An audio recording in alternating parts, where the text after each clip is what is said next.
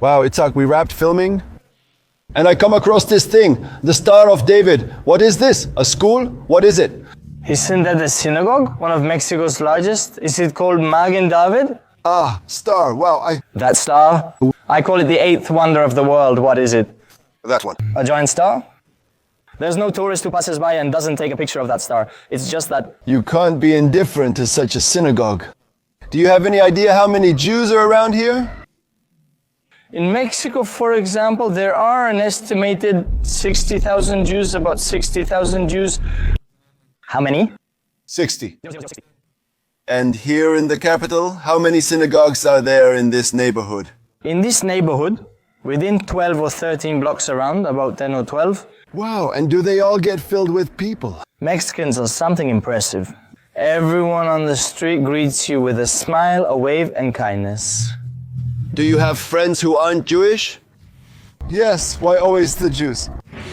We live in luxurious places where the standard of living is extremely high, like this one. I see that the houses are guarded, fortified, I would even say they look like walls. And you tell me that this place is full of Jewish people living around here. How do you explain that? Can you see us? Yes, is it on? Ready? I'll start. Shalom. Friends, this is Bakari Suelto in Israel speaking to you from the channel Bakari Suelto in Israel in Mexico City, Mexico City. And I got really curious to know that there are many Jews in Mexico. But there is a specific neighborhood called Polanco that when I came here, I felt like I was in Jerusalem. People recognized me among other people. I found this tzaddik named Itzhak. Are you from Mexico? Yes, they.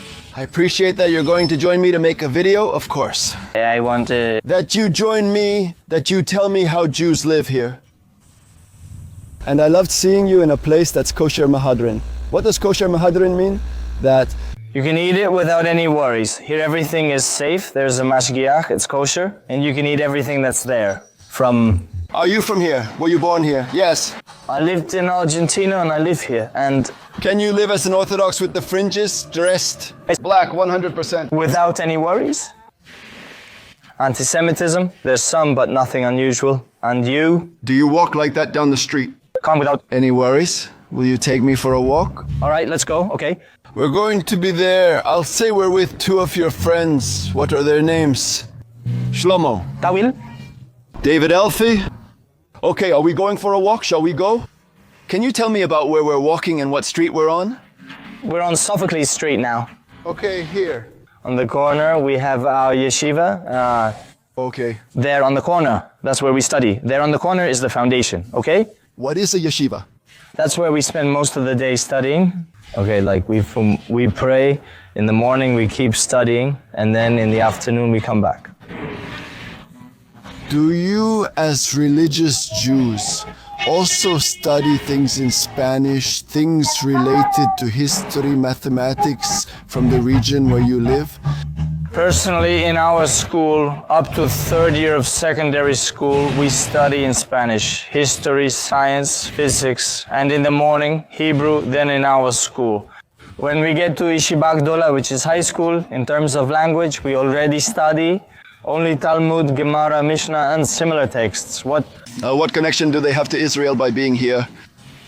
A lot. We feel that we are all their brothers, we are brothers.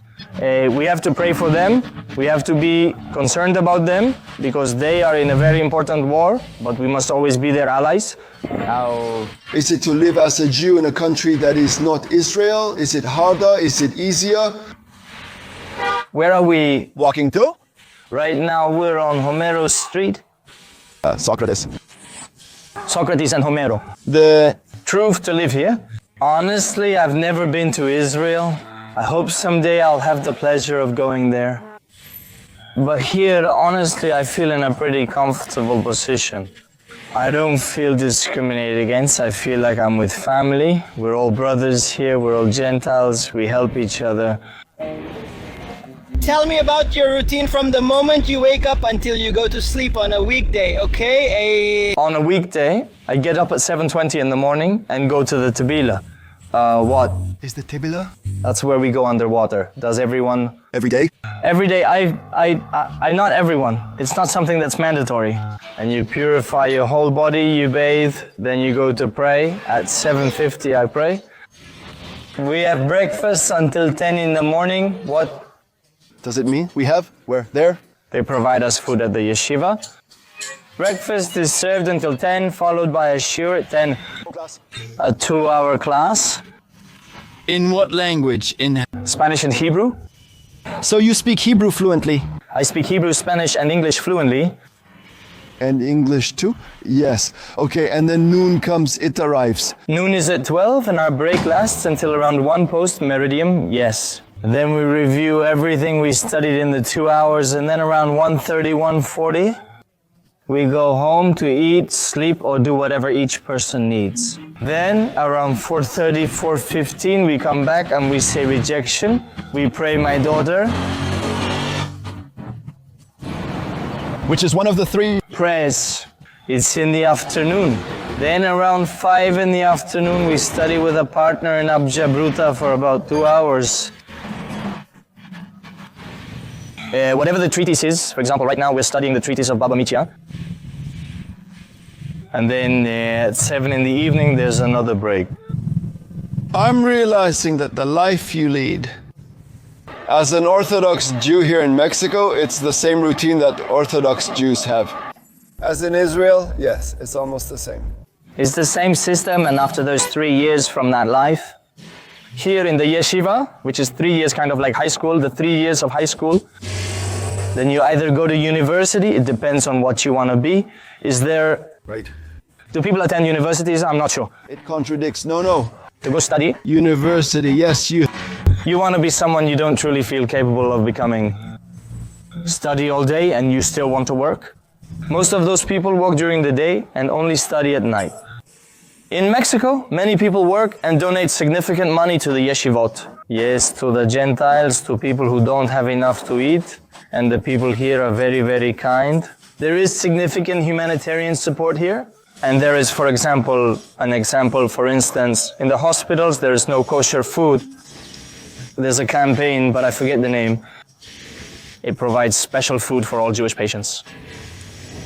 It's great that they can eat. They give them all kinds of help so they can leave the hospital in perfect condition. How old are you? I'm 15, Maruf Hashem. 15 years old. So that's how your days pass until Shabbat arrives. Until Shabbat comes, it comes. Friday, yes. And what about Friday? What's it like? It feels a bit like going against the flow. For me in Israel, it's easy to be Jewish on Fridays because the whole country suddenly shuts down. And me? I mean, I have no choice but to observe Shabbat. I mean, it's easier to keep Shabbat than not to keep it. This one's tougher. Are you going against the flow? No. Because honestly, here in this area... This looks like Jerusalem here. In this area, there are a lot of Jews. Yes, and... When you walk down the street, you always run into at least 20 Jews. Yes, at the very least, that's the bare minimum. You see people in suits and hats with peyot hanging down. The fringes. And with the Gemara, with everyone there, and there isn't. Don't you feel weird? I feel in my country, I feel like I represent what I have of being Jewish in any country I'm in. Shabbat is beautiful. Do you attend your synagogue? Yes.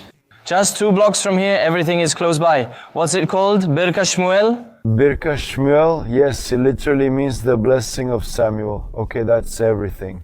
Here, within a span of 15 to 20 blocks, you find kolelim and 100 people in each place. Yes, it's very impressive. Let me ask you a question, whether you have an answer or not. Why do Jews always settle together? Do we live in luxurious places or where the standard of living is extremely high like this? I see that the houses are guarded, fortified, I would even say. They look like walls. And you tell me that this place is full of Jewish people living around here. How do you explain that? And to a certain extent, sometimes Jews can be more intelligent, make more money, have a big family, more big family. And that's why you need a bigger house right now. Most people don't really focus on having kids anymore. They have 2, 3 kids. And besides safety. In Israel, Israel, there are a lot there. Each one has 10. Yes, and The truth is, Mexico isn't very safe. And that's why, for example, here, this house, yes, which is fortified, it's for our safety, yes. And at night, police patrol because there are robberies. not because they're Jewish, but maybe because they have some money. Because they want money. That's the only reason. Yes, there's no other reason.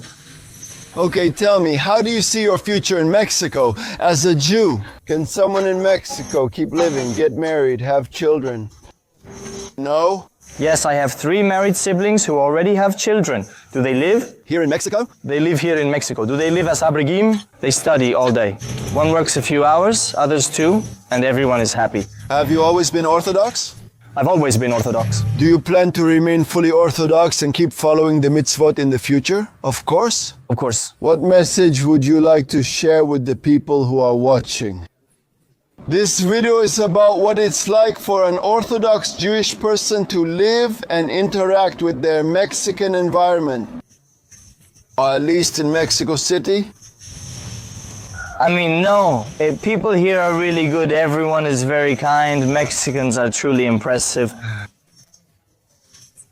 There's not a single person on the street who doesn't say hello to you, who doesn't greet you. They wave at you, and everyone is very kind. Do you have friends who aren't Jewish? Yes, a few, but not many. You need to know who you spend time with. Because being Orthodox, I have to be careful with my friendships because I don't want to be influenced by something else. Influenced? On what level? Influenced to do something bad. For example, as an Orthodox, I don't... Tempt you, know that they don't. They don't really tempt me, I understand. I don't have to. What do you mean? Joel, what's that? Here it's an organization that they support. Wait, finish telling me what you were saying, then explain it. For example, if the kids here, for example, on this block, there's a huge school for non-Jews. Yes, there are people who don't dress like a Jew, and I, as a Jew, don't want to pick up the way they dress. Yes. Yes, I, as a Jew, have to wear a shirt, a jacket, a hat. Right now I don't have it, but also the pendants, yes. All of that, and always having to dress like an Orthodox Jew. Do you dress like that? Is it something you have to do or want to do? I want to. And because I have to, I represent con la kippah, for example. I represent that the only thing I have, that here and from here to the sky, is God. That's more or less the explanation of what the kippah is, of course. The thing, your point that you mentioned is, Opa, they opened the door for us. Benny, can you film us? Yes. That way I can see myself a little too. That way we can talk. You say, when you talk about spreading, I think the issue is assimilation. Being afraid that you might assimilate some behavior. Yes, that isn't written in the Torah, exactly. So in Israel they're called Haredim, yes, which translates to the fearful. Yes, meaning fearful of God, but also of assimilation in Israel. Assimilating into society is difficult because it's Jewish, even so. And even so, there are assimilated people. Yes, yes. Yes, here it's 10 times worse. That's why I say it's more dangerous. Yes, more dangerous. And that's why, I suppose that's why. You have to be careful with friends, good friendships. A filon. You also have to be careful among Jews. Because there are people who are not on the same level you might be on. Someone is on level 10. Yes, you can be hanging out with someone on level 7. You have to know how to restrain yourself. What? You're amazing. What did you want to tell me? Here, Yad Lachole is an organization. Yad LaJoel aids the sick. For example, someone needing a kidney transplant? Yes. They hurry and give money. To the sick person who doesn't have money, for example, so that the operation is rushed. Any kind of emergencies. Wow, Tipo. I ran into the owner today. They're inside. He told me that at midnight someone with a heart condition called him and that he helps bring him to the hospital. And he's a very chatty person. Incredible. Tell me, with everything that's happening in Israel, with the issue of the hostages, the terrorist attacks, the society in Mexico, raises the topic. Do they question you or do you just read indifferently? Non-Jews? Yes, no, honestly not. There are some who, yes, when you walk down the street, they say, I'm with you, we support Israel, we love you a lot. And then there are others, well, I've had people insult me. Yes, send them back. There's no need to answer them, they know. As a Jew, wherever I go, I wear my kippah and tzitzit, and everyone recognizes I'm Jewish. Any non-Jew who sees me knows it too. No one knows them? I understand. One last question about the situation in Israel, right? Should the Orthodox enlist in the army or not enlist in the army? Do you have a formed opinion or not yet? No. Honestly, I don't. It's a pretty debated topic in Israel. There are people who fight against it. They hold demonstrations. Yes, here in Mexico, people don't talk much about the topic because it's not that common. Because a Mexican who goes to the city of Israel doesn't have the same problems because their parents, even if they're Israeli, don't have their parents who are agrimos. There's no problem here. People don't talk about it much. There's no firm opinion, firm enough to address the topic. Isaac, I want to say thank you for this time you gave me. I loved meeting you. I'm going to keep exploring this neighborhood, which is called Polanco. Polanco is named after a river that used to run through here. I read. And also when I came, I did my homework. I read that many Lebanese people live in this neighborhood. Lebanese would be Muslims? Yes, and people seem to get along. I love it. I want to thank you for your time and for being the way you are. I wish you much success. I'll keep walking around the neighborhood and checking out the synagogues, if that's okay. And friends? I want to tell you that if you like this video, don't forget to give it a like or share it and write in the comments. What do you think about this beautiful person named Isaac? Greetings to Dad and Mom who are going to watch us. All the best. Greetings, friends. Ayufi is here. Goodbye. Goodbye.